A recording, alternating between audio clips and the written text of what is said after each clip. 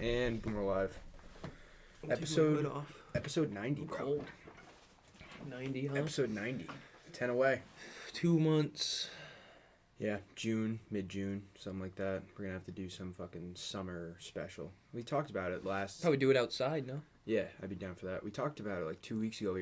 We had some idea. I'm gonna have to run one of the last podcasts back. Yeah. Can't remember what we said, but I thought it was a good idea at the time. But anyway, yeah. Episode 90, April 14th, coming off of UFC 274 last weekend. Yeah, down bad. Yeah, pod bet did not hit. We were fucking close, dude. Yeah, we were really close. If Jan hit, bro, I'm up a lot of units. Right. I'm up like 15 units. I had like 4 tickets, and I think I just ended up with one that was like I didn't break even, but it just kind of got me like $100 or some shit like that. Yeah. And that fight was close as hell, too. We all thought that Jan won. And I'm definitely settling down. I'm not going to be betting as much, but I'm definitely still betting because there's 2 things. Mm-hmm. In gambling, you got winners and quitters. Right, so, and we had quitters. No. A lot of people lost a lot of money this week. It's not only us. No, it's not. It's all over Twitter. Like, a lot of these betting profiles and what have you that we communicate with, they lost a shit ton of money too. Yeah. So it was a bad week all around. Great fights. I thought Chimaev was a great fight. It was that is one of the fights of the year. I really think I might have that as my best fight of the year. So Maybe far before that, Volkanovski Ortega still. That was last year. That was last year. Yeah, that's what we had. Which one am I thinking last year? I mean, the best fight that I had, I can pull it up on the superlatives I keep up with, but the best fight I had of the year so far was Ngannou versus Gane. Figueiredo Moreno on that same card was really good, but honestly, there hasn't been that many like fucking bangers, and I think that Chimaev Burns is probably the fight of the year so far. It was so back and forth. Each guy got a knockdown, and not only that, but the hype for the fight was fucking insane. Yeah, I know. And Chimaev to come out like that and take a lot of damage and still win the fight. We both agree he won the fight. Yeah, okay. I do. I agree. There's been a lot of tension, just like another fight that we'll get to in a second. But I thought Chimaev absolutely won 2-1. I think he probably lost the second round, but the first and the third round, which is the most important, the first and the last round, is what he won. Yeah. Who wins in a 5-round fight? In a 5-round, I think Chimaev does. I think Chimaev had more gas in the tank at the end of the third. The only thing that makes me not scared, I would say optimistic. What's the word? Optimistic about Chimaev is he dude, like when he's hurt, he still goes forward. Like you got patience, dude. A lot of these big names, they don't like attack. They know when to attack and when not to attack. Right. It's kind of hard to explain, but you know what I mean. Like they're patient. Yeah. He doesn't have that patience yet, and I think that's the lack of fighting. Oh, 1 second, I'm listening. And I think that pace of him wrestling, because you know he's like undefeated in wrestling too. Oh yeah. I think that pace in wrestling, that go pace, I think that's like probably like his biggest downfall. Is that he's too aggressive? He's too aggressive when he's hurt. Okay, yeah, I can see that. Because like even when he was wobbled, he was still going at Burns, and then Burns dropped him again, and then the round ended. Dude, Burns could have finished him on the ground and submitted him. Yeah, he could have. So, I think that's just one weakness that I got out of. I don't know about you. Burns looked great. I thought Burns looked really fucking great. Good. I think that both of these guys are it's Colby, Chimaev, and Burns are the top 3 contenders in that division, and I thought that was a beautiful introduction for Chimaev to get in there. Yeah, and it didn't do either one of them injustice because, like you said, they both looked really good, and I think they're both set up for big fights in the future. Neither one of them, like Burns lost, but he's still Burns got a lot of fan base just from fighting Chimaev. He took a risk, dude. Number 2 facing number 11. Yeah, that's a really after big, just low losing, risk, high reward, or low reward, high risk. Yeah, even after just losing to the champion. I mean, kudos to him. And there's a lot of back and forth. I remember reading a tweet not too long ago, maybe 3-4 days ago, that said that Chimaev's open to giving Burns a rematch. Yeah. Which says a lot about Chimaev. That's why I brought think it up. Should be a 5-round fight. Yeah, that's what the big thing is now. They want to do a 5-round fight now. Right, but I also think that the most logical step forward is Chimaev versus Colby.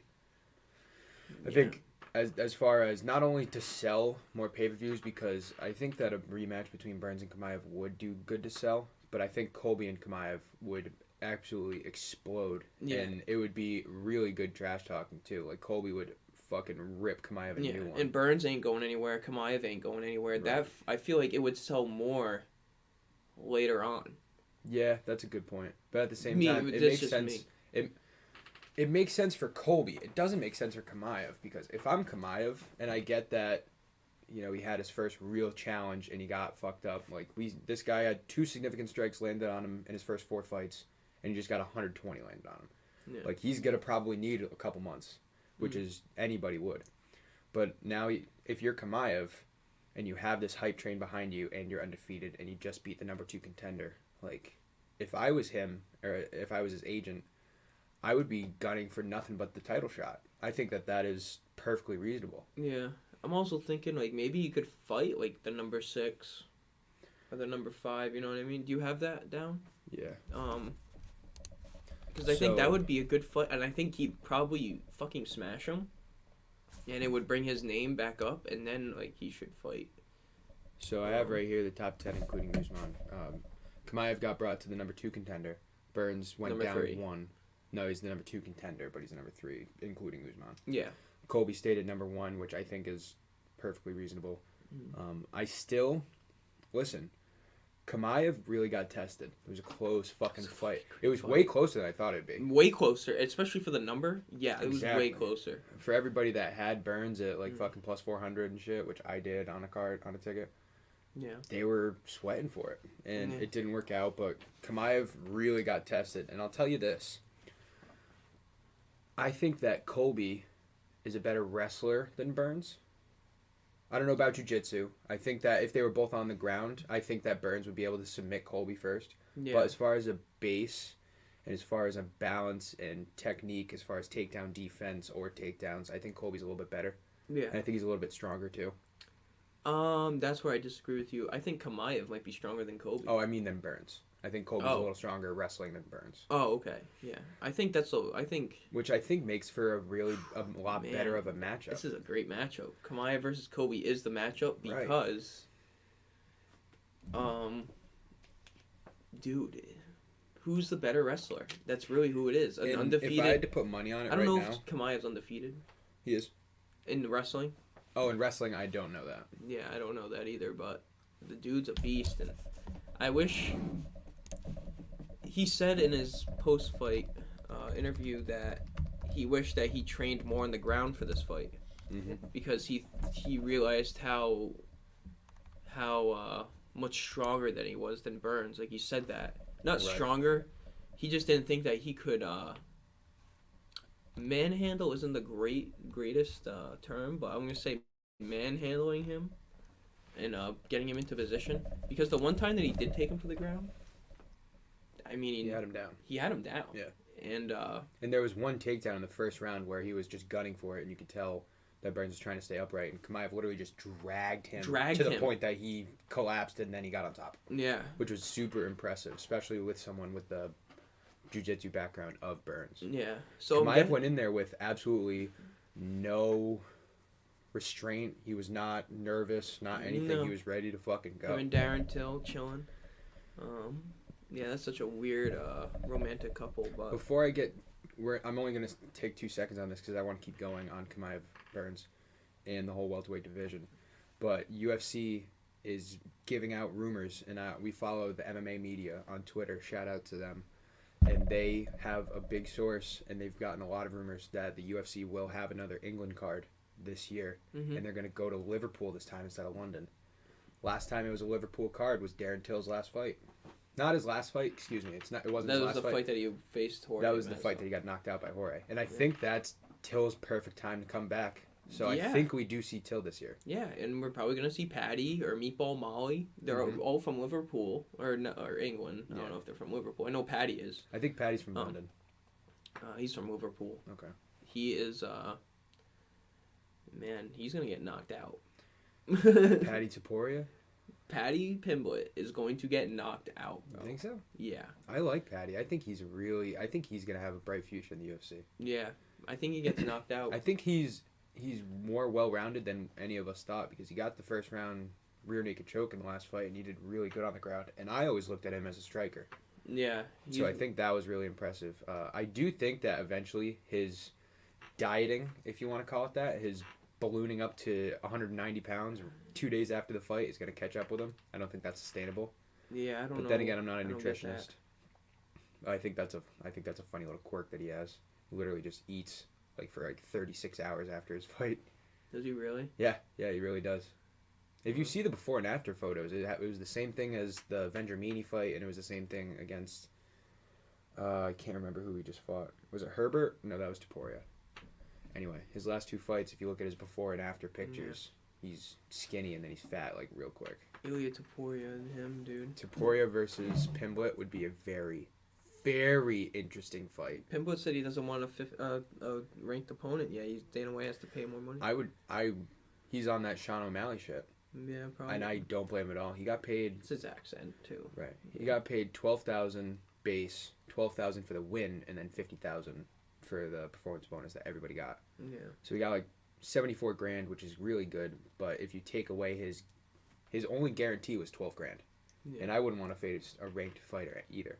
So yeah. See, what I saw is with all his sponsorships with Barstool Sports or whatever, he got paid $290,000.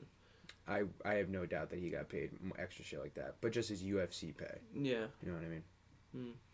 Anyway, going back to Chimaev Burns, or should I say going back to Chimaev, really.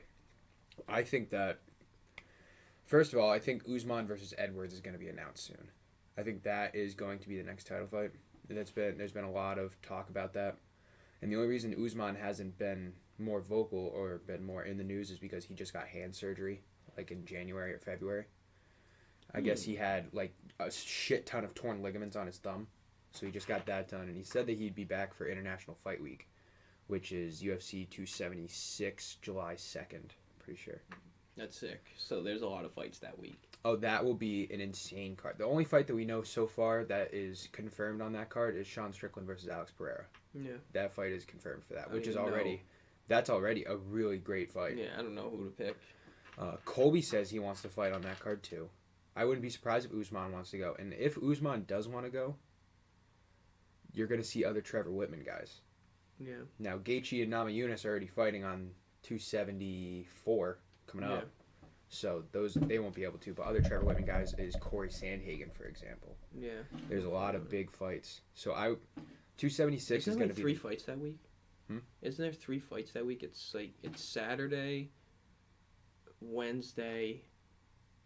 Oh, International Fight Week? Yeah. Yeah, I'm pretty sure there is. Yeah, that's what happened last year. That's a lot of betting. International Fight Week last year. I'm trying to remember. I think that was Usman Masvidal too. Or no, it wasn't. I don't know. There was a lot of fights, man. Yeah. I remember watching them at Dillon's. So that's something to look forward to. And I think if Usman does schedule a fight against Leon Edwards, then I think Colby versus Chimaev is the way to go. Yeah. And that I would think that should be a 5-round fight too. Mm-hmm. I know we saw a lot in the latter half of 2021 with Nate Diaz, Leon Edwards being an example. One that just happened was Dos Anjos versus the dude who stepped in, Moicano. Fiez, he backed out. Versus Moicano. That was a 5-round co-main. I think that there should be more 5-round fights.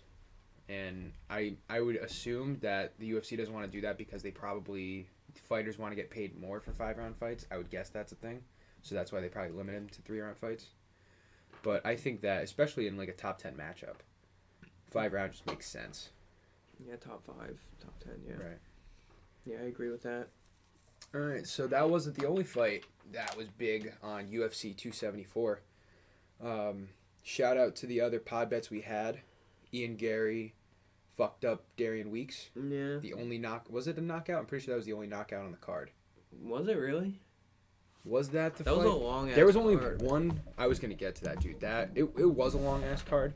It wasn't the longest we've seen, but it just felt so fucking. What was the long. longest? Remember that one that took so long? Well, that's up there, dude. It got out at 1:30. There was one that like didn't end until like 1:45, I Yeah. think, one time. But yeah, no, that was a late card. So I want to say Ian Gary had the knockout. Yeah. No, it was a decision. I'm wrong. Mike Malott knocked out Mickey Gall. That was the knockout. He flatlined him. Fell like a tree. Raquel Pennington beat Aspen Ladd. That was... we were lucky not to put Aspen Ladd on the pod bet because we had thought about that for a while. Yeah. Hey, Mackenzie Dern, dude, we should just go with our gut. She won. Mm-hmm. She had a better number. Anthony Hernandez beat Josh Fremd in a complete thrashing of a unanimous decision. That was one of the fights that was supposed to happen this upcoming week, but because there were so many cancellations, they threw it on the pay-per-view. That's why we really weren't prepared for that. We didn't know that was really going to be happening. Probably would have chose Hernandez. Mark Madsen beat Vince Peichel in a fight that we called weeks ago. That was one of our better hits, and I wish we had put more on him. Especially when we got him at first like plus 120, and then his number went down to being the favorite. Yeah. And then Mackenzie Dern, that was a really close fight. Yeah. Really fucking close. Yeah, Dern got it done. Dern just needs to get better on the ground. Mm-hmm. It's kind of pitiful, but she's good. She got the W. She A had lot of split decisions this card. Wow, if you look at this, wow. All right, so Mackenzie Dern had 58 of 164 strikes for 35%. Tisha Torres had 78 of 126 for 62%. So more strikes landed and a better percentage for Torres. 0 for 5 for takedowns for Dern, 0 for 2 for takedowns for Torres. And Mackenzie Dern's had most of the control time. I think it was in the third round. Yeah, she almost put her in a Kimura. Standing Kimura, that's right. Kimura. Yep. Would have been the first ever. And Dern barely squeaked that fight out. Yeah, I think that's the only reason why she won. Good fight in the strawweight division, though. She now moved up to number 4, I believe, in that division. So Mackenzie Dern's going to be around. That's Rose Namajunas division. Yeah. Women's strawweight is actually getting really, really competitive in their top 5. Yan Jiaonan, Carla Esparza, Marina Rodriguez. It's a really good division. Yeah, Marina Rodriguez is going to be good. And then we just talked about Burns Chimaev. Yeah. Any recaps on it? Anything else you want to say on that? On Burns Chimaev, I think we said most of it. Yeah. I thought that was fight of the night. I think it's fight of the year so far. Yeah. And I'm really impressed with both of these guys. I can't wait to see what Chimaev does next. Yeah, I know. I'm curious. All right, so here was the most questionable fight, I guess you could say, of the night. Jan versus Sterling. Yeah, I got a couple points I want to make. All right, you want to go first? Yeah, John McCarthy said Jan won. Mm-hmm. You know, and I fucking totally agree, man. I think he got robbed. I don't know how you can give the champion who lost the championship rounds. Jan won both championship rounds. Absolutely, no question. He won. And I think he won the first round. The first round is the round that mattered. The first round was so even split, and I want to say that if it's so even split, you give the guy who won the championship rounds. That's just me. Who am I? We were talking about that as right before they were doing the decision. We were saying, can you take the belt away from Sterling because did you beat Sterling? Which I think he did, but it was a pretty good... That's the John Jones rule, if you will. Yeah. But I thought that was a really good point. It ended up fucking being exactly that, I think. I think that was a huge part of it. I know he's the paper champ. Maybe not anymore. But I think... He's the fans champion because Aljamain Sterling did not win that fucking fight. Yeah, he had back control, and he got back control twice. But he didn't do anything. Right. In back control. He did not do a single thing. He just had control. He only did a couple strikes. He didn't go for a single submission attempt. No. It was piss poor. He wasn't beating him. He wasn't beating on him. Yeah, I'm disappointed. And not only that, but I think if you look at all three major aspects, right? You look at striking, Jan clearly was the better striker in that fight. Yeah. It's clearly. It wasn't even close. And it's 75% of strikes landed. Yeah, and he landed more. 139 of 186. Mm-hmm. And what's that, 81 or 91? 91 for 91 of 143. Yeah, dude. Sterling was 2 for 22 on takedowns. What's significant strikes? Are they the same? Significant strikes, Jan had 1 more landed. Right, so that don't really matter. 2 for 22. So now in the for first 22. in the 2 fights that Sterling and Jan have had, He's 3 for 36. 3 for 39. 39. He is averaging 8% on takedowns. How are you telling me this guy won the fight? Ridiculous. I don't understand. Now the first round is the round that made the difference because, like you said, Jan clearly won 4 and 5. Even in round 5, he wrestled Sterling. Yes. He put him on his back and he fucked him up on the ground. He was on Sterling's back, right. trying to go for a rear naked choke. Right. And then I mean, he doesn't have any submission attempts, but that's what he was trying. He was so tired he couldn't. And Sterling had the 2 rounds in which he got takedowns early and he held them for 3.5 minutes. Yeah. So kudos to him. Those are 2 good rounds. Yeah. And then you got same position. And then you got fucked up on the feet while missing 10 takedowns attempt in the 4th round. And then you got taken down in the 5th round and you got shitted on in wrestling. So striking is clearly on. Wrestling is barely Sterling. You know what I mean? Like, I wouldn't even say it's Sterling, dude, because Sterling only had a minute and a half more. I shouldn't even say wrestling. The control time on the ground was Sterling. Like, he has the stats for control time because he had him on the ground for 7 minutes. If you look at the control time, it's 13 minutes. Yeah. It's almost 3 rounds. Right. Of just control time. So, like, I think they both equaled each other on the ground.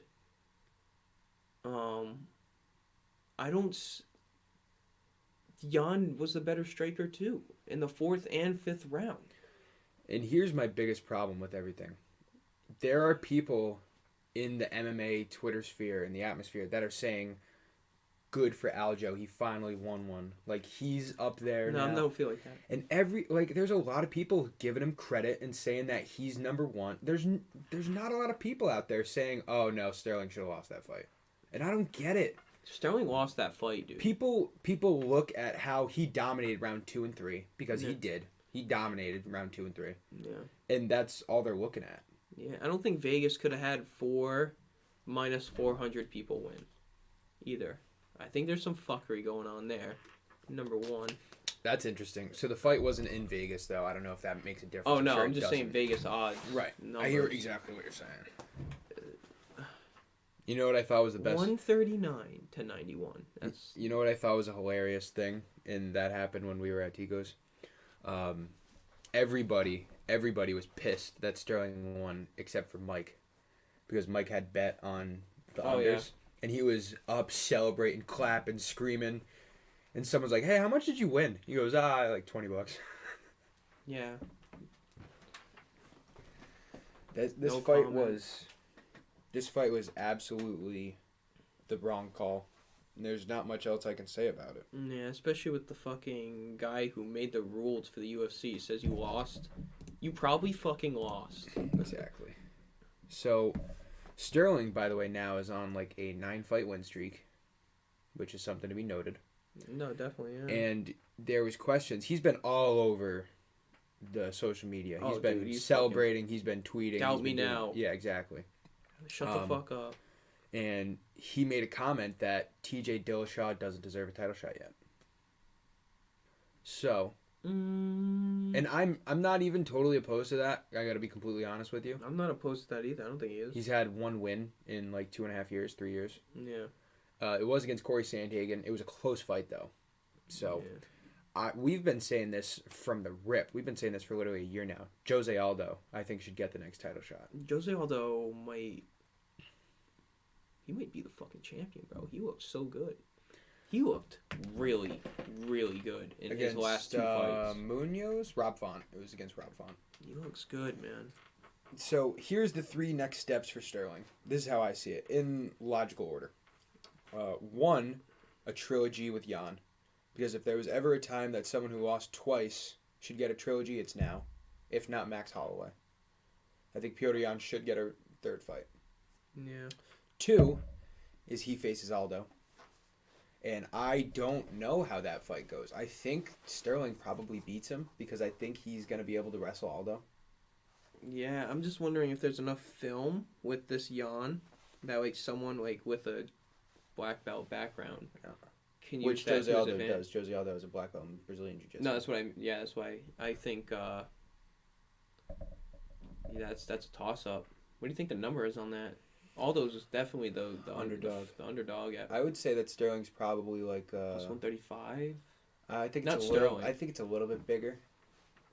I think Sterling's Plus probably 150, maybe plus 150 for Aldo. for Aldo. Yeah, I could see that plus 150, and then Sterling somewhere in the minus 200, 180 range. That's what I would think. Yeah, Aldo also hasn't fought in about a year, almost. it's been over a year. About that. Yeah, I think he fought in August. August. That's only like 6. Well, yeah, that's more. Well, if you think about it, by the time his next fight rolls around, it'll be close to a year anyway. But Yeah. in the I think maybe third, he's back. the third fight that I can see happening, because Aljo just won, and champions don't fight that often, and I don't imagine Aljo's going to be too quick to get back in there. No, he's not. If he can wait 6 months, there's a fighter coming back in 6 months as soon as his drug testing pool gets announced clean, which I think it will because he's said that he's coming back. I don't know if he's coming back to bantamweight, though. That's the only thing. He could go to featherweight. Triple C. Henry Cejudo. And I think that Henry Cejudo fucks up Aljamain Sterling. Henry Cejudo wins that fight. The only difference... I'm hammering Henry Cejudo. Aljamain Sterling is big for bantamweight already. Like, Yeah. he's 5'9" with like a 72-inch reach, which is Yeah. big for bantamweight. And Cejudo's 5'4", like a 60-inch reach. So that distance will be a factor. But if Sterling can't fucking strike. He's not a good striker. Sterling's not a good striker. He's a good striker, but he's not... Now, he's not a champion level striker, dude. He's not Kamaru He's also Usman. fighting, in my opinion, He's not the Volkanovski. best striker that division's ever seen, Piotr Jan. It's like, Oh, yeah. It's like Piotr Jan and Dominic Cruz are the two best strikers that division's ever seen. Yeah. Yeah, I bet you can make an argument for Dominic Cruz, but yeah. Right, exactly. No, yeah, but I agree. So I don't think Sterling's striking's that bad. I just think it was not anywhere close to Jan. But I think that Sterling, if he gets rocked, or if he's losing the fight, he relies on his wrestling. And he's not going to out-wrestle Henry Cejudo. And you can tell when he gets rocked, his wrestling is not good. That's why he's 2 for 22. And he'll 1 just for shoot 18. for takedowns every 5 seconds. That's what we saw in rounds 3 and 4. He Henry literally Cejudo- shot after shot after fucking shot. gold medal wrestler, dude. Right. He's Two-time not. gold. Yeah, medal. he's not good. Henry Cejudo wins. I think Henry Cejudo beats him. Now that's an interesting number, though. It's super interesting, and I think that that's going to be like a dead even number. I really do. I think And Cejudo might be the hammering favorite. Cejudo. Cejudo might be minus He might. 135. But Cejudo might not even come back at bantamweight. That's the thing. Now his last fight that he had was bantamweight. That was when he was the double champ bantamweight and flyweight. Yeah. Taking all this time off, I wouldn't be surprised if he goes to featherweight. Yeah. Volkanovski move. Oh wait, we'll wait. That, But yeah, that Henry- fight's coming up next. yeah. This weekend. Henry Cejudo wins that fight. Better striker. Better. I don't know. Wrestler. I think. I think he is a better wrestler. I think that- Which is saying something, because Sterling's wrestling is really off the charts. I don't think that goes the distance. That's a really good question. Does it go the distance because they're wrestlers? Now that I'm thinking about it. Well, Maybe. Cejudo's last fight, he knocked out Cruz in the first round. Yeah. You know what I mean? Fast. Right? Is that the fight that I'm thinking of? Mhm. Yeah. Yeah, it Or was no, like that the was first- TJ Dillashaw. When he fought TJ Dillashaw, he knocked him out. And Oh, well, that was his last 2 fights, was Dillashaw and then Cruz, and he knocked them both out in the first round. The first fight against Dillashaw, So, damn, Henry Cejudo hasn't had a fight out of the first round. since probably, like, since he fought Demetrius Johnson. That's know- something where, okay. You know who Demetrius Johnson is, yeah? Demetrius Johnson, the best flyweight there's ever been. Yeah. His only loss in the UFC was to Cejudo. He also beat Cejudo by split decision the first time they fought. All right, so the fight against Dominic Cruz did go into the second round. Oh, I'm wrong, and that was at 249. Wow, it's only been 2 years since we've seen Cejudo. I thought it was longer. TJ Dillashaw, first round, 32 seconds. Oh, and then he had a 5th round. Dillashaw Garbrandt, too. Versus Demetrius Johnson, yeah. That was the fight that he won. The first fight that Demetrius Johnson lost in the UFC. The only fight. But, like, look how he's doing this. And then he traded him for fucking Ben Askren. Right. And then Jorge Masvidal blows up and makes Dana White a massive amount of money. So he could give a shit less anyway. You don't give a fuck. That was the biggest reason that Demetrius Johnson got let go, is that Demetrius Johnson was pound for pound king, rightfully so. Yeah. 14 fight win streak, and he was not selling fucking pay-per-views. Also so want to Dana know, wasn't gonna pay him. Marlon Moraes, thank you for your time. Yeah, he retired. Retired. Thank you. 15 years in the industry. He retired one day before his 15-year anniversary of his pro debut. Because he retired yesterday, and today would have been the debut. Oh, well, maybe he should have waited. Isn't that crazy? Yeah. Yeah, Marlon Moraes, former bantamweight champion, former Bellator bantamweight champion too. He had a really good career, and it sucked that his career ended the way it did with the 4 losing. Yeah, he just kept getting knocked out, dude. Not good. Right time. Only 5 losses, 22-5. It's a great record. Mm-hmm. I wanted to say, to add to that is, I think the competition in the UFC in the past 3 years has just jumped. Yeah. Dramatically. I would say so. Like dramatically. And especially if you look back even like 7 years, it's fucking not even in the same realm. It's really not. There are few fighters. If you want to go back to like let's go back to like 2013.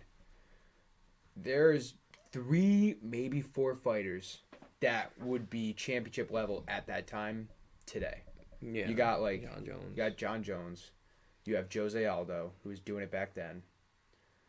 Connor wasn't even what Connor was yet, so I don't know if you could put him. Yeah. You have Demetrius Johnson, and you have... Well, 7 years ago it would be 2015, dude. You have Poirier and Holloway. Those are like the only names that are coming to mind that are still kicking around or could be as competitive. You know, you had... Back in like 2013, 14, 15, the champions were Cain Velasquez, which shout out to Cain. That's a crazy story. John Jones. Crazy story. The middleweight champion back then was probably... It wasn't Anderson yet. Oh, I think it was Anderson back in 2013. I think he was still ruling it. And for my money, Anderson... I mean, we saw him lose to Adesanya, but that was when Anderson was 43 years old. I think prime Anderson Silva is at least competitive with Adesanya. Anderson Silva didn't get into the UFC until he was 32. I don't know how true that is. Or 32 or 33? Because he was was undefeated for 12 years. Yeah. I think, look at it. I think he probably got to the UFC when he was like 27. He just went on a massive run, dude. Like, still the longest fight win streak in the UFC. So he was born in 75. UFC debut. Oh, 6. Oh, yeah, he's definitely... He was 31. 31? Yeah. Wow, I did not know that. So he was undefeated for 10 years in his 30s, which is even more fucking impressive, really. Yeah, undefeated until the UFC found him, and it's crazy. 5 consecutive victories. He was in Cage Warriors before he got there, I'm pretty sure. Yeah, I remember seeing... It's crazy to think, huh? I remember seeing one of the Joe Rogan interviews where they're like... they compared him to the rise of 50 Cent because Jay-Z had this one quote of like, if you guys got shit to drop, you better drop it now because 50's coming and you guys aren't going to have shit for 5 years. Yeah. Which is what happened. And then Joe Rogan was like, all you middleweights, you Rich Franklins and you Yushin Okamis, who were the big guys back in the day, like, you better soak it in now because as soon as this motherfucker gets here, like, it's over. It's done. Nobody's touching him. That's exactly what happened. Dude, anyway, belt, we're getting way off track. A little bit. I just think the competition is just multiplied immensely, and I'm saying like maybe like to put it in perspective, I guess like times 3 talent. Even Chimaev, he's 5-0, dude. He's fucking, you know. I think that it goes with the territory of the UFC is still a new-ish sport when you look at its inception in '93, and then when it really gained traction in like '98. Yeah, a lot of more mixed martial artists now. We're seeing a sport that's still like 25 years old, basically, from the time that it got real revenue stream and TV deals and shit like that. Yeah. So when you talk about a sport like that, it's gonna attract a younger audience, and 5 and 6 year olds are gonna start doing martial arts, which just makes the next crop of fighters better. But it also pulls in, now you have Bellator, now you have cage fighters, now you have one, now you have bare knuckle. Yeah, one is interesting rules. Like the first round, you can't take your opponents down. I don't know or if it's I only like kickboxing and standing. Yeah, I don't know if I don't like that. I'm interested in it. It's intriguing. It puts a Yeah. different spin on it. But I'm more of the Joe Rogan take of there should be as little rules as possible Yeah. in MMA. It's about a fight. You know what I mean? Like to play devil's advocate here, when Jan lost to Sterling the first time by DQ, by kneeing him in the face, He won that fight, man. I don't think that should be a rule. I think you should be able to kick people on the ground. Yeah, what's the difference if his knee's up 1 inch? Exactly. What's the fucking difference? If we're gonna do a fight, and I get it's based on fighter safety, because the minute we see a UFC fighter die in the ring, shit's changing like that. Which probably will never happen, but if it does, the sport will never be the same again. No, it will never be the same. Hopefully that'll never happen. Exactly. Which is why they have rules like that, so you don't get kneed in the fucking face. Yeah. Because Sterling was concussed like that really badly. Yeah, I'm pretty sure everybody on this card got a 2-week medical suspension. I wouldn't doubt it because minimal. there were so many Korean decisions. Zombie, Volkanovski, both 2 weeks, and then everybody else was like 3 weeks. Korean Zombie should have gotten a little bit more. That's what I was thinking. I'm like, how does this guy only have 2 weeks? Dude. All right, so Yeah, and then we summary got of we got Sterling off Jan. track. Yeah. Summary of Sterling Jan. Jan won. Jan won. He won round 1, Jan 4, won, and 5. but I still am not ready to say that Sterling's not like a good champ. Like he's still a really great fighter. These are the top 2 of the division, in my opinion, the best division in the UFC. These are the top 2. I just think that Jan's better, and I put it out on the tweet. Jan is better. I put it out on our tweet the other day because this bantamweight thing has been going off so much. Yeah. I said number 1 bantamweight's Jan, number 2 Sterling. I said 3's Aldo, 4's Dillashaw, 5 Sandhagen, and then I said Cejudo is gonna be right in that mix. Yeah, and then he comes out 2 days later and says that he's coming back. You should write a piece on that. I think he got his he submitted his name in the USADA testing pool like 2 weeks ago. Okay. Sure. But now he's just kind of starting to get out there and tweeted Al Jones. He's fucking does a podcast with Mike Tyson. Mike Tyson's probably like, hey man, like you got like another fight, maybe 2 in you. I think, and if he Cejudo could really have more. believes that he can win, which I believe he can, and he's one of those few, like we said, that still has that competition He's 35. level. Dude, this guy's the limit, man. He can go until he's 38. He can do 2-3 fights. He can do a fight a year. Do you think that Cejudo should get a title shot at the first fight? Probably not, right? In that, maybe if it was a weaker division, but in the bantamweight division, I don't know if he should get it right away. Yeah, I think he should. I think this is one of those weird instances, like a John Jones, that you should, because Sterling is kind of a questionable champion. Mm-hmm. Jan questionable, so if Cejudo wins, he faces Jan, or Cejudo also retired as the champion. The last fight he had, he beat Dominic Cruz to retain the bantamweight champion. Dude, he could do it's all. See, you hate the guy because he retires 2 years ago at 33, and you're like, God damn, like what are you doing, dude? Like we're missing out on greatness. And imagine if Cejudo had been in the mix in this division this whole time. Bantamweight is already off the fucking charts, dude. Yeah, 12 fighters deep. The smartest thing for him was to retire. Now he can do whatever the fuck he wants, dude, because he retired the champ. I mean, right. Yeah, good move by him. Good move, and I think he wins. I think he beats Jan. What do you think? Oof. I was just gonna say, what do you think's next for Jan? But a fight between Jan and Cejudo. I got Cejudo. Well, we did just see that Jan has exceptional wrestling defense. Like Sterling, for all intents and purposes, should have been able to put him away in the second round. And Jan had great defense, did not let him attempt a single submission. Yeah. So that would put a damper on Cejudo. I'm not saying Cejudo's wrestling isn't better, because it is. So he might be able to do a little bit more. Mm. I think that Jan fucks up Cejudo standing, because I think Jan fucks up anyone in that division standing. Yeah, I think Cejudo. I think he's. I think he's way better in the clinch than Aljo. Mm-hmm. I think if he can get Jan against the cage, and he gets the double underhooks, I think that's money all day. And I think that he can smother him. Man, I don't see him knocking him out, though. You don't see Jan knocking Cejudo out? No, I don't see Cejudo knocking Jan out. So what does he do, submit him, or does he just I think he would win go by to a decision? Yeah. A 3-round fight? Does he face Jan before Sterling? That's possible too. Well, that's a really good question because I don't think so. We already said that Sterling would probably take 6 months off because if you're the champion, you can do that shit. Yeah. But I don't think Jan takes 6 months off. I think Jan is going to try to get right back in there and get back to the title. So I think that we see Jan versus a Aldo or Dillashaw next. Even if you want to go to like number 5 or 6, even if you want to throw, I got a name for you, Mirab Wallace Willie. Remember this dude? Yeah. Oh, I remember him. I think you should face Rob Font though. That's just me. Well, Rob Font is fighting Cheeto Vera in 2 weeks. Oh man, that's a 5-round fight main event in a fight night. I don't know who to pick. Alright, so Dana White wants Marlon Vera to win because it makes Sean O'Malley look good. Mm-hmm. And it makes their inevitable rematch at some point in their careers that much better of a sell. Rob Font in his last fight lost to Jose Aldo pretty badly. But before he dismembered Cody Garbrandt. Yeah, Cheeto Vera's going to win. Which now looking at Garbrandt isn't saying that much. Yeah, Cheeto Vera's going to win. And he's good on the ground. Rob Font is also Marlon Moraes' last win.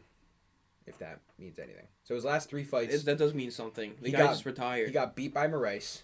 He fucked up Cody Garbrandt, who's on the fucking decline. What happened to him? Shit on by Jose Aldo. What happened to him?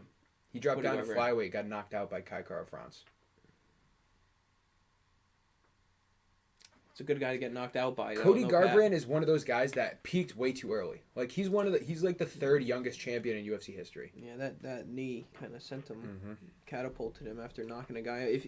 If a fighter gets 2 knockouts in a row and the second one's fucking 9 seconds, they blow the fuck up. Right. Look at Chimaev. Look at Conor McGregor.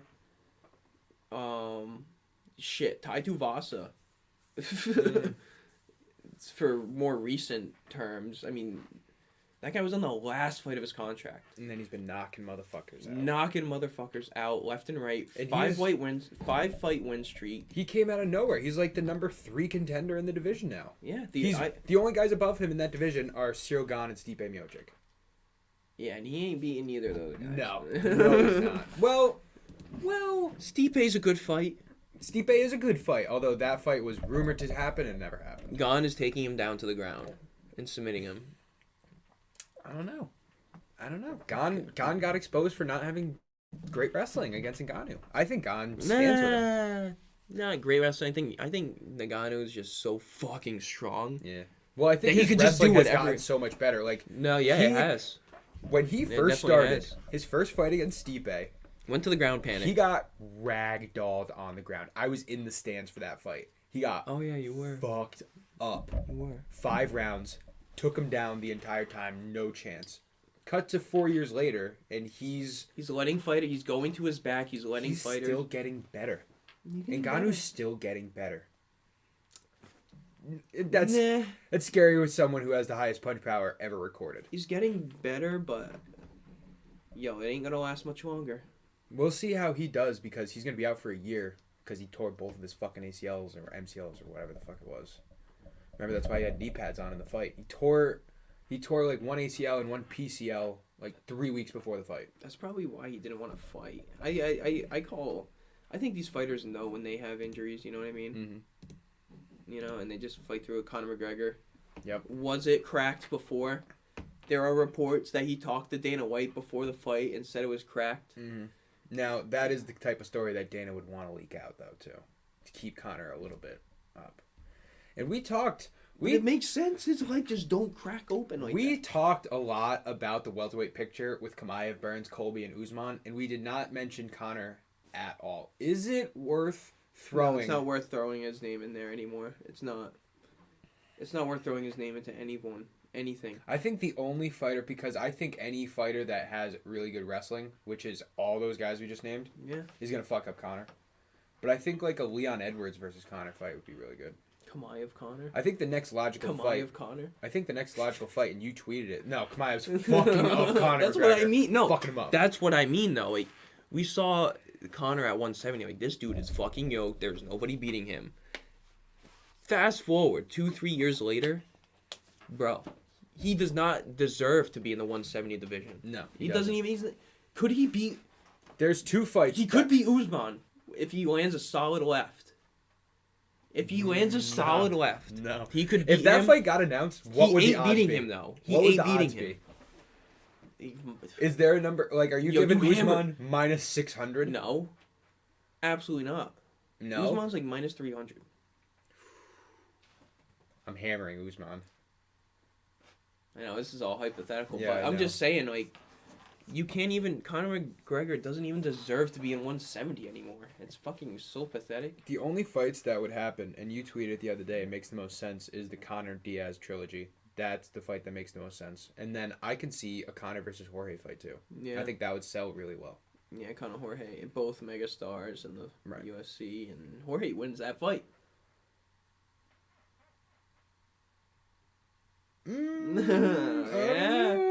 I don't know. Bro, that guy's done. Listen, if if Usman can knock out Masvidal, you don't think Conor can? Dude, Conor McGregor, if you look at his styles from like 2013 to now, the dude is just, he's done.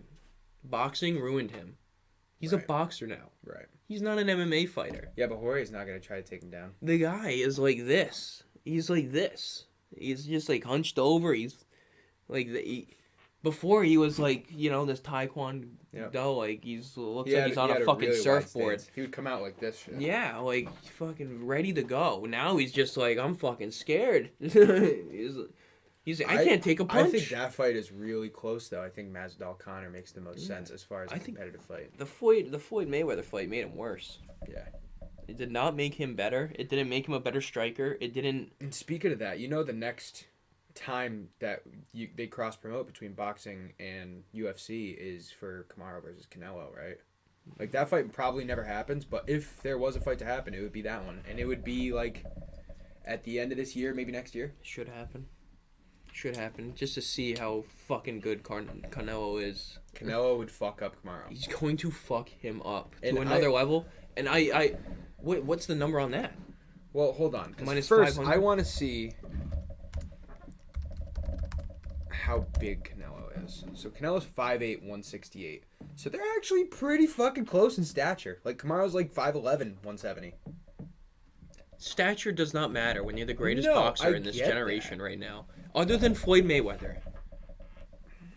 Canelo. And if Canelo faces Floyd now, I think he wins. Yeah, I do too. I think... Although I'm not ready to say that, and it would never happen because Floyd's undefeated and he would never take. He's staying undefeated. He's staying undefeated. Nobody can fight fucking Jake Paul. Dude. Yeah, right. Not when he made... Jake Paul, cracked for steroids. Too much estrogen. That means he's kind of... Is that... I don't think that's... Did you get that from the Twitter report? MMA on like the point? FP media or something? Oh, it's MMA on point? Yeah. Oh, so that's a real thing, huh? Yeah. Oh, okay. Shout out MMA on point. Or That doesn't MMA media, surprise one me. of them. That doesn't surprise me. Jake Paul's... And if it's not like they fucking care. It's an exhibition fight. Right. It could be in the contract. They write up their own contract. Do we see... We're getting way too... And I know, but... we can talk about all this after. I do want to get into Volkanovski before we go more on these tangents, though. Okay. Canelo or Usman, though? Boxing? Boxing. Canelo. By decision or knockout? I think decision. Ooh. 12-round fight? It would be an exhibition fight. Right.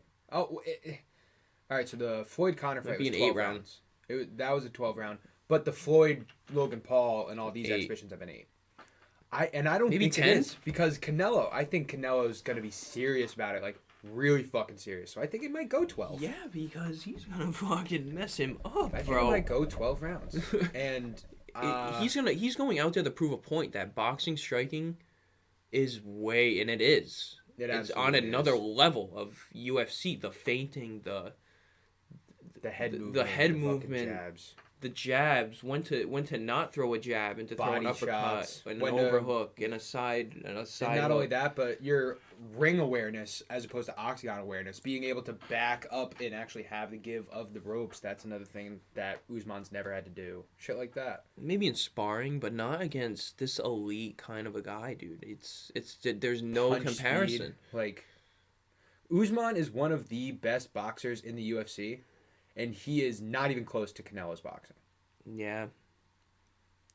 you're gonna get messed up. You're gonna get Oh, exposed. but I will What watch pound- that what- fight. yeah, I what will pa- absolutely watch the shit we out can of even that we can fight. go even for what pound gloves are they gonna wear? 8 ounce, 4 ounce? Nah, they would wear bigger gloves. They would probably wear like 8 ounce or 10 ounce gloves. I would say Yeah. What's the regular size glove? 10. 10. Although it's different for every Might be- organization. they So like might- Canelo's the IBF, he's the WBO, he's the WBA champion, right? He's all these champs. And I The want to lower say you- each boxing commission has different stipulations of what size gloves they have. Yeah. So, So that would be one of the things. Just the work out. lower it goes, the more of an advantage it is for Canelo. It's the faster he's gonna be. Right. Yeah. Good point. You're right. I think that the lower it goes, the more comfortable Usman is, though, because he's used to the fucking 4 ounce UFC gloves. Yeah. No, I think it would be. Not that Usman is going to be able to have a chance anyway. The only way that Usman has a chance if he knocks out Canelo in the first round, which is not going to fucking happen. Bro, I cannot even imagine him knocking him. I can't even picture Canelo on the fucking ground. Right.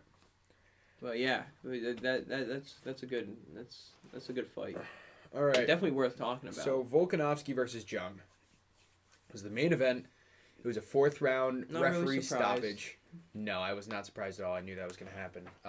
At first instinct, everybody that we were watching it with said that that was a horrible stoppage. I didn't think so at the time. I rewatched the fight. I definitely don't think so now. I think it was the absolute right call. And you could see that Herb Dean was talking to Jung before the round started. Like, you sure you want to go? Like, you're good. Jung says, yeah, let's go. Even Volkanovski. And Volkanovski was like, you good, brother? You sure you want to do this? All right. And you can say whatever you want about Jung wasn't ready for it, but Alex Volkanovski Maybe one of the is best in the fucking UFC right now. He's certainly top 3 pound All for pound around. in the UFC. All around great You got- jiu-jitsu, great striking, great everything. You got Usman, Volkanovski, Adesanya. That's a pretty clear top 3 pound for pound in the UFC. Who's Men's next? at least. Who's next? Are you actually asking that, or are you looking for names? Not just opinion. Who's next? Who's number 4? Are we Pound for including, pound. Are we including John Jones? I thought you did already. No. Yeah, well, he's in it, obviously, bro. He is or he's not. He's in it. He's in it. He's number 1. For me, yeah. Well, I don't even know if I can say that shit anymore because John Jones' last 2 fights were fucking close. They were really close. And Number 1. I would only put Kamaru Usman above him for pound. I wouldn't put Volkanovski. More active. Only because he's more active. If he wasn't active, John Jones is number 1. But yeah, John Jones absolutely is top 2. John Jones, And he ain't 2. Kamaru Usman. But like, Jones, Usman, Volkanovski, Adesanya. Number 5. And Oliveira? he's getting up there. He's really getting up there. Rose.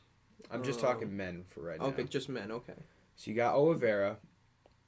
You got Figueiredo, but he's not there because he just lost to Moreno before this one he won. They've had like 5 fights in a row. Ngannou's up there. I think it probably is Oliveira. I think it probably is, right? Who else you got? Is the best challenger non-champion pound for pound Colby?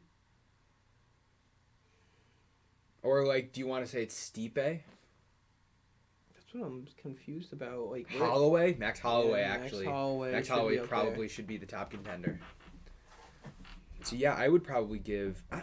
It's either Ngannou or Oliveira for number 5 for me, if you're putting John Jones up there. Yeah. What is it? Men's pound for pound, the UFC has Usman, Volkanovski, Adesanya, Ngannou, Oliveira. They have John Jones at 7 underneath Max Holloway. It's around the right track. I'm thinking. That's pretty much exactly what we were talking about. They have Poirier Yeah. at 8, by the way, which I think is not right at all. I think that Poirier beat Conor McGregor twice. I think and Teixeira is above Poirier, honestly. Go over. I think Stipe's above Poirier. You can't put Jan up there because No, Jan. no, you can't. If Jan would have beat Sterling, I would have put Jan at 5. If he would have finished him, I would have put him at 5. All right, so back to Volkanovski. The rumors going around now is that Volkanovski, by the end of this year, he wants to fight again this year, and he wants to fight for the lightweight title. Yeah. Now, first things first. first things first. UFC 275 on May 7th is Oliveira Gaethje. I think Oliveira wins. Oliveira wins. I think so. Gaethje's a little bit too sporadic, crazy fighting style, and I think that Oliveira's going to be able to take him to the ground and submit him. This is going to be one that Oliveira- Gaethje fucking knocks him out. Oliveira by submission is the bet I'm looking for right away when that shit opens up, by the way. And I think Oliveira will open up as the favorite. I think it'll probably be like minus 160, 170 maybe. Yeah, they're not giving that minus 130 props anymore. But maybe so I think by maybe submission close to it'll the be fight. like even. It'll be like plus 110. Yeah, if he's minus 135, I do a straight bet on him. Yeah. Like a big one. That'll be a good thing to close on. We can talk about the pod bet for 274 because there is a good amount of fights for 274. Yeah. These next two pay-per-views are going to be really fucking good. I'm just letting you know now. And then the next one is 276 fight week, and anything could fucking happen on that one. So we're going to be in tune for the next 3 months of really good pay-per-views. But Volkanovski versus Charles Oliveira. How does that fight go? Charles Oliveira wins. I don't think so. Wait, what did you say? Versus Gaethje? No, versus Volkanovski. I think Volkanovski has it, man. First of all, you want to talk about a dude who's already jacked, and then you're going to give him another 10 pounds. I think that's huge. Especially, I mean, Oliveira hasn't really fought guys like that have that strength that, if they go to the ground, might be able to fucking just kind of shovel And you know who Volkanovski trains with? The #1 jiu-jitsu right. training school. And in we the didn't even world. really see... Not the world, but in the country, in New York. It's crazy. We didn't even really see him go on the ground that much. And Oliveira, surprisingly, loves to stand and strike. Like we saw it with Chandler and we saw it with Poirier. Yeah, the Chandler one was surprising. The Chandler one he almost lost. That's what what makes me think Gaethje could win. Because he almost lost. I think yeah, Chandler's that wrestling's better than Gaethje though. And Oliveira had him in a rear naked. He had Chandler in a rear naked, and Chandler got out of it. Fucking, and that was deep. It was really deep. Yeah. And then Chandler started just beating the shit out of him on the ground. I don't think Gaethje has the prowess to get out of a good submission by Oliveira. No, not at all. And this is a bad basis to go off of, but we saw it against Khabib. Like, as soon as the fight went to the ground, Gaethje could not do anything. Khabib fucking switched submissions to take pity on him. You know what I mean? No, it's crazy. It's just a different level. Right. And it's a level that I would say, like, Oliveira is probably the closest. You got Damian Maia, who's, in my opinion, the best jiu-jitsu artist. Yeah, But he might not even early. be anymore because Not Oliveira has the most submissions in UFC history. He's a champion. 3-time jiu-jitsu black belt. Yeah, 3. Whatever it is, 3 stripes. Yeah. 3 Like, stripes. that black shit's belt. fucking bananas. Yeah. So, I would say the closest thing to fucking Khabib on the ground is probably Oliveira. And you got a guy, Gaethje, who his last loss was against Khabib. And I don't see... I mean, obviously there's a difference in Khabib and Oliveira. Khabib's still on another fucking pedestal. Gaethje do not want to go to the ground versus Oliveira. But I still think... Alright, so... If you look on the ground, Oliveira has the clear advantage. And when you go standing, I don't think... I would say Gaethje has the advantage. But I don't think it's that bit of... Pretty much. Right. Oliveira has shown that he's stood in strike with Poirier really well for 2 rounds. Really fucking well. They're going to push Gaethje having the most finishes and most bonuses. Yeah. And I think that is what's going to change. That is what could change the number to go down for Oliveira. I think Oliveira could be at minus 140, minus I think 130. the over-under sits at like 2.5. Right? Because they're both finishers. I'd say 2.5, yeah. To go more than a 3-round fight? No. Gaethje doesn't go. Gaethje went 3 rounds with Chandler. Yeah, but what did he do versus Khabib? 1.5? 1.5. We had the under in that fight. It was under 4.5. I hammered that shit. Mhm. It was my first big win. There's no way it was under 4.5, was it? Yeah. Holy shit. That doesn't even make sense to me. You think it really was under 4.5? I swear to God. It's the Wow. last bet I have on Khabib. Khabib in the under 4.5. Wow. I know, it doesn't make sense. Right. We should have fucking put deed on it. So, Volkanovski versus Oliveira. a great fight. That's a really, really great fight. And I think Volkanovski could do it. I think if there is anybody right now that could be a 2-division champ, Cejudo.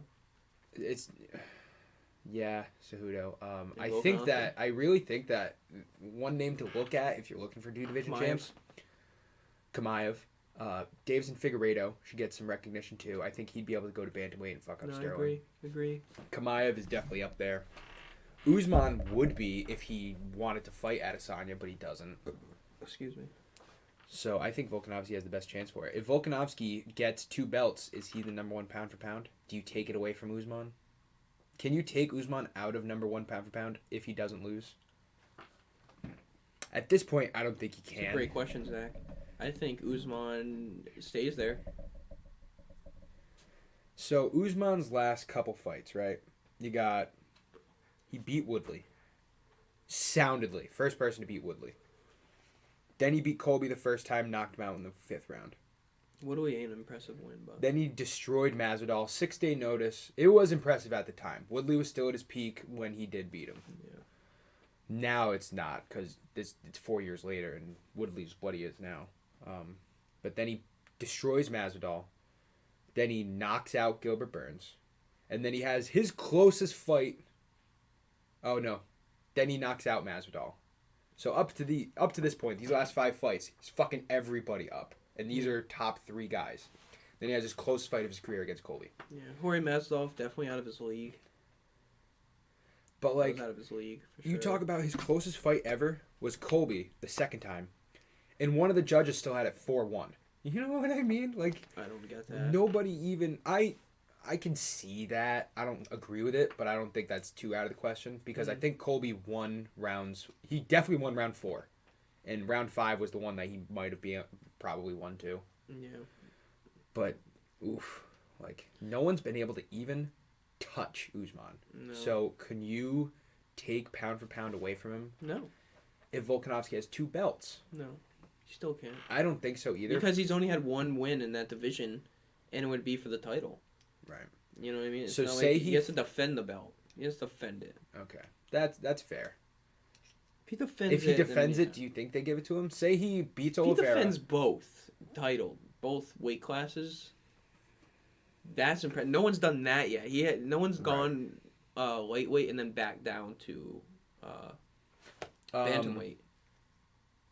Is it bantamweight? Featherweight. Featherweight. I want to say... Oh, you know what? Cormier didn't do that. Because Cormier is the double champ that everyone forgets. Because he, as soon as he got the heavyweight strap, he relinquished the light heavyweight because John Jones was coming back. Mm-hmm. That was really good convenience for him. But I think you're right. I don't think anyone has ever won a second belt in a higher division and then gone back to defend the lower division belt.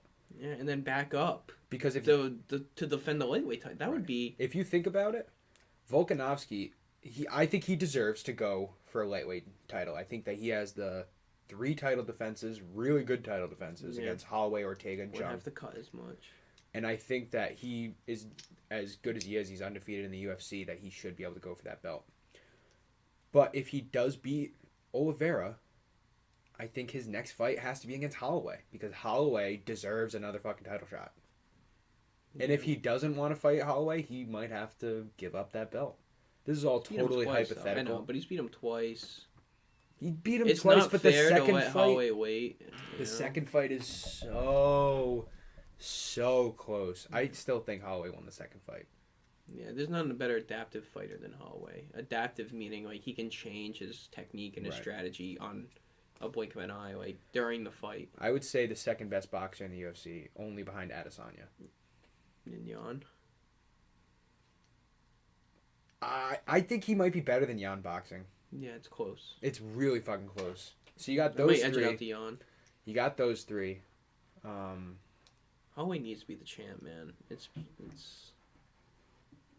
You know who else has really good boxing? And he's not at this level yet, but I think in a year or 2 we're going to be talking about him as one of the best pure boxers in the UFC. Tom Aspinall. Yeah, no, he's good. Man. His hand speed is fucking ridiculous. So fast for that division. For a heavyweight, is a fucking force in that division. He's going to be huge, and his him boxing versus is so Gane. good. Yo, you could put that motherfucker pound for pound at number 15. That's really interesting. Him versus Gane. I think Dude, that he's so good on the ground too. Mm-hmm. Aspinall. I think that Aspinall's like number 5 right now. Mm. He's number 6. He's way faster than Ngannou. The heavyweight division has some fucking bangers right now. Dude, it was the worst division a year ago. And now, it's like there's only 3 guys in this division. Gane, Now- Stipe, Tuivasa just got up there. Curtis Blades just got a big win. Aspinall's on the come up. Derek Lewis is still there. He ain't going anywhere. Rosenstrike is hanging around.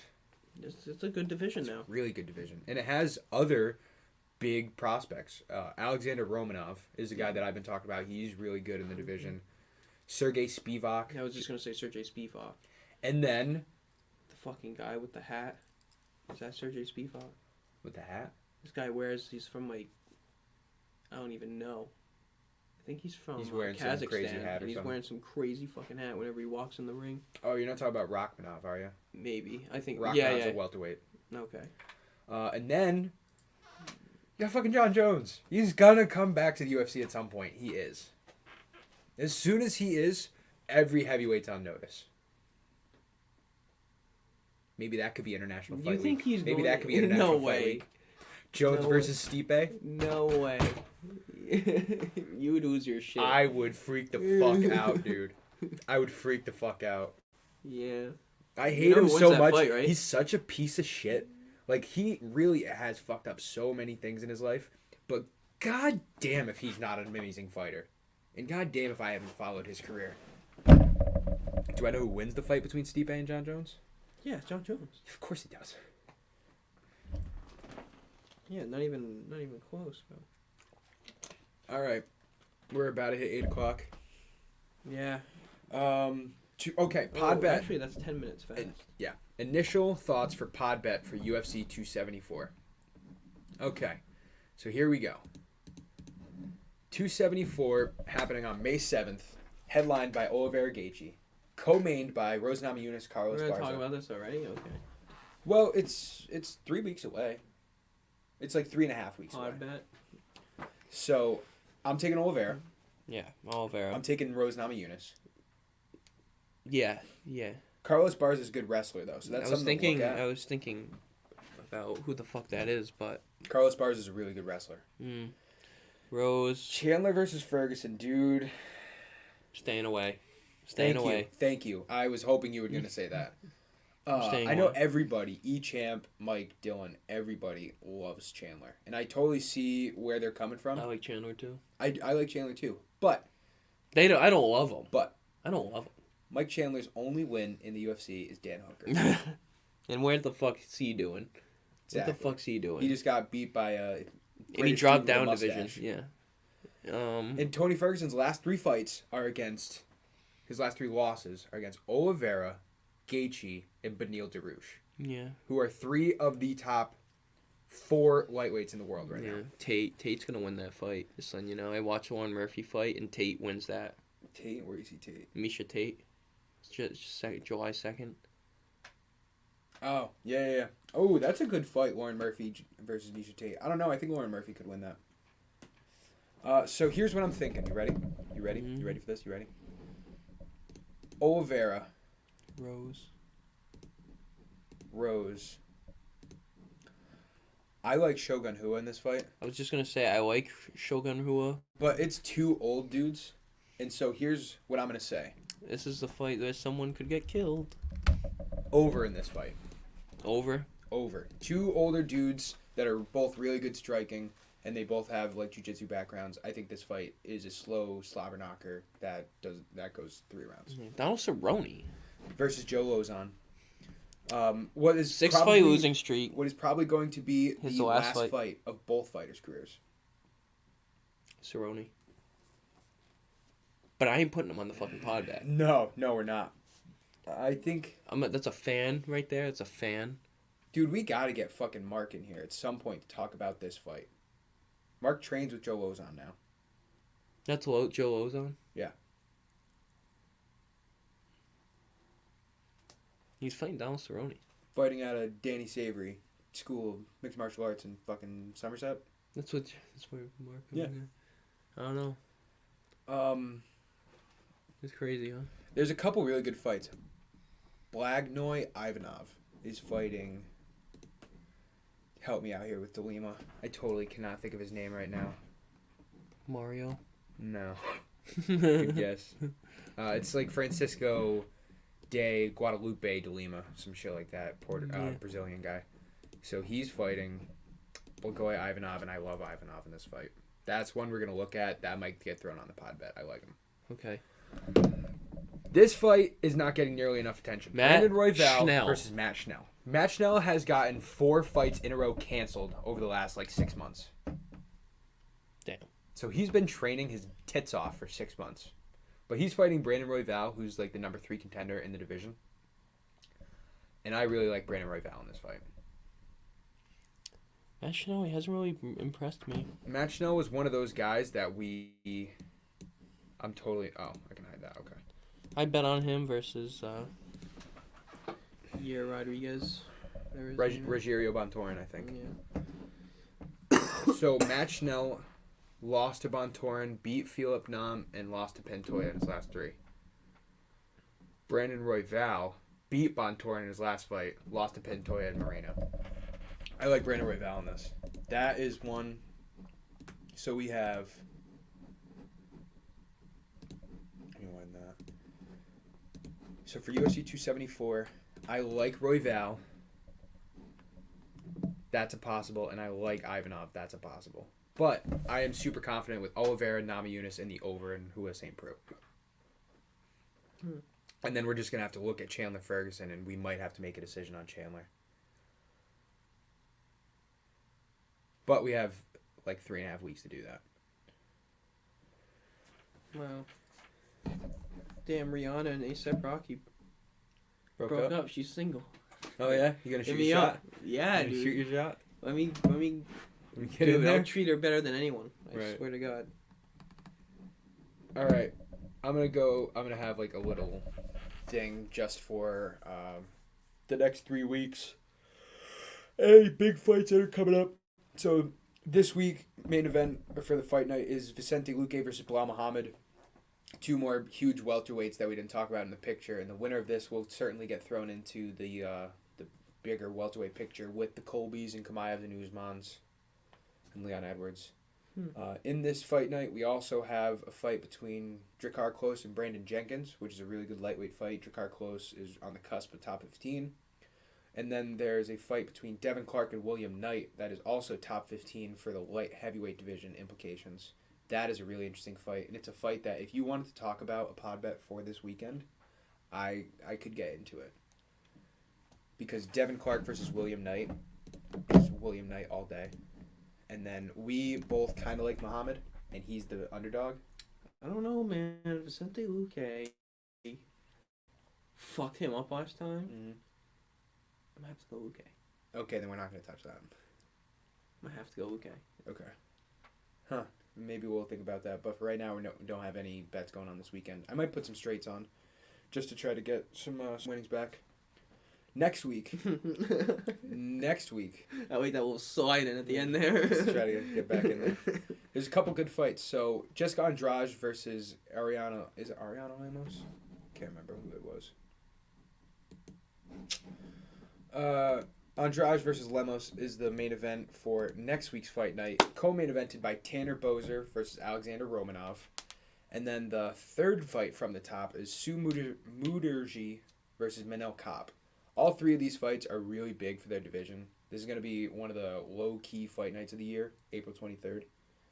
Alexander Romanov probably going to break into the top 15 once he beats Tanner Boser.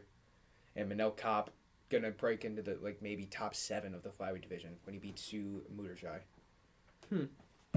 So those are 2 fights to look at for betting purposes. Just April letting you know. 16th, huh? Those are locks, in my opinion. Hang on. Oh, that's this weekend. Oh, it's the 23rd. I'm sorry. I'm talking about the 23rd right now. Oh, okay. Romanov and Kopp on the 23rd. Oh, Drakkar Klose. Drakkar Klose happening this weekend, yep.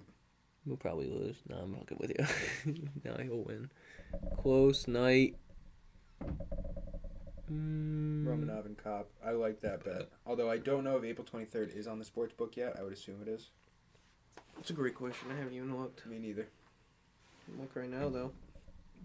And then the last fight night before the May 7th pay-per-view is April 30th, Rob Font versus Chito Vera. Antonio Shevchenko fights on the card. Gerald Meerschaert fights Christoph Jocko on the card, which is a good fight. It is on there. Clay Guida is fighting. Yes, he is. Alexander Romanov is fighting Tanner Boser. That's the fight that I like. I have Romanov all day. Yeah. Kroos is minus 625. That's fucking crazy. Close is minus 625 now. Yeah. William Knight is plus 145. He's the underdog. Yeah. I just want to make sure I don't have those confused that William Knight is who I like in that fight.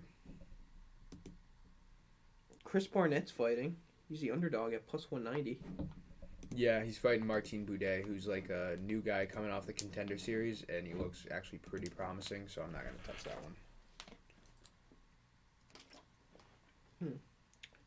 Yeah, but both, let's see, I'm cooking up a little something right now. Alexander Romanov. Macy Barber's fighting. Yep. She's fighting I kind of like her. De La Rosa. That fight is going to be too close to call. I don't want to go into that. Close night, Luque, Romanov, Macy Barber. Plus 745. That's not bad. It's not bad. What is Romanov? Romanov's definitely the Minus favorite. 490 already. What's Manel Kopp? K-A-P-E. What's he? He's 23rd. April 23rd. Fighting Muderjai.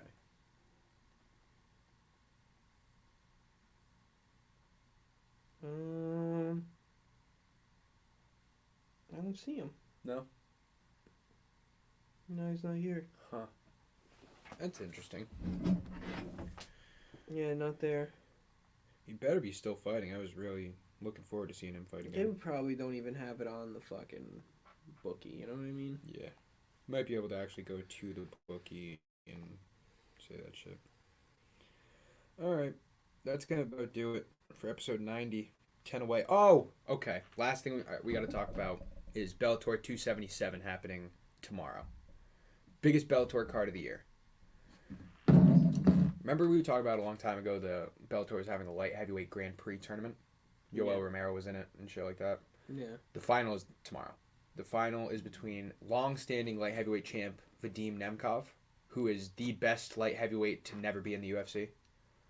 And he's fighting Corey Anderson, who is a guy that was in the UFC and then went to Bellator and started fucking shit up. And this is going to be a really, really good fight between Anderson and Nemkov. It's a fight that Nemkov's odds are like the lowest they've been in so long. Nemkov like minus 170, I'm pretty sure. And he's usually like a minus 400 favorite. He's minus 160 now. People are hitting Corey Anderson. Damn. And then we have a rematch for the middleweight title between undefeated fighter AJ McKee and Patricio Pitbull. Whoops. Did not mean to do that. So I just had to give a shout out to Bellator. That's going to be a really good card this weekend. 2 title fights. 2 of the best fighters that are not in the UFC are fighting tomorrow in Vadim Is that Nemkov and AJ McKee. Worth the sprinkle? Well, I think that McKee will definitely beat Pitbull again. And I think that Nemkov probably will beat Corey Anderson. And if you want to add those two on a parlay, it's plus 111. And if you were to add... minus 160. Right. And so if you were to double those with some of our UFC bets real quick. Who was the other fighter? Nemkov Yeah. and McKee. M-C-K-E-E. AJ McKee. Yes. If you want to minus add 330. Drakkar Klose William Knight. and you want to add Romanov, I'm going to hold off on William Knight for now. Oh, Manel Kopp is on here. Manel Kopp's minus 150. Oh, okay. McKee, Nemkov, Klose, Romanov, and Kopp is plus 392. And dude, I might go to the casino right now. I might put that down. You're gonna go right now, huh? Well, at the end of this podcast, but yeah, basically right now. Yeah. Okay. Might hit some blackjack tape while I'm there. I'm not. Right. You like blackjack, huh? I went like 3 days ago. I got another $100. Nice. Yeah. Nice. So yeah, that's gonna about do it. Bellator weekend. Bellator card this weekend's gonna be really good. So is the Luke Muhammad card. Next 2 fight nights have some interesting fights, but there's nothing to right to home about. And then UFC 274 in 3.5 weeks. That's where we're at right now. Tune in next week when we talk about the fight night. We're gonna have some more shit to talk about, I'm sure. With the Sterling drama that's going on right now, maybe Henry Cejudo will say something. And yeah, episode 91 next week. Race to episode 100. Anything to add? You all set? Yeah, I'm good, man. I'm good. All right. It's a long one. So shout out to Fans Only Sports for giving us the platform. Check out Fans Only Sports on their Facebook page, their YouTube page, their Twitter page, and check out their home website, fansonlysports.com, where we've been doing a really good job of putting articles out lately. Shout out to all my writers out there. Shout out to Evan, Caden, and Jerry. Woo! That's all I got. I'm Austin. Yeah, shout out to Austin. Shout out to eChamp. Shout out to Tico. Shout out to Dylan, Mike, Colby. Yeah, not Mike. Yeah, I not don't Mike. give a fuck. Fucking annoying. All right, we're out of here. Thank everybody. We will tune in next week. Or Later. You'll tune in next week.